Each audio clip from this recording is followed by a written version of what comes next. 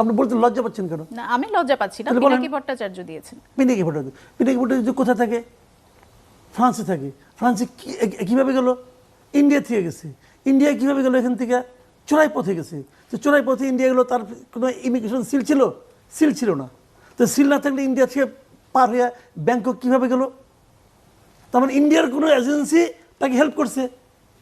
তার মানে ইন্ডিয়ায় তার প্রচুর লোকজন আছে, কে কোথায় যায় না যায় সে সঙ্গে সঙ্গে বুঝতে পারে। আমাকেও বুঝতে পারছে। হ্যাঁ, আমি এখন কাহিনী বলি।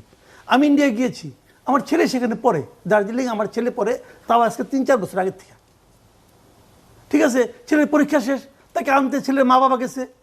যাওয়ার পর আমার ওয়াইফ বলছে আমি একটু আজমির দেখে যাবো। আজমির সে যাবে, আজমির তারপর নিয়ত ছিল গেছে। আপনি তো যে কোনো কারণেই যেতে পারেন। গেছি না, আমি গেছি। এখন আমার কোশ্চেনটা হলো কি, ব্যক্তিগত পর্যায়ে আমি কখন বাথরুমে যাব সেটাও কি ওর কাছে বলে যেতে হবে?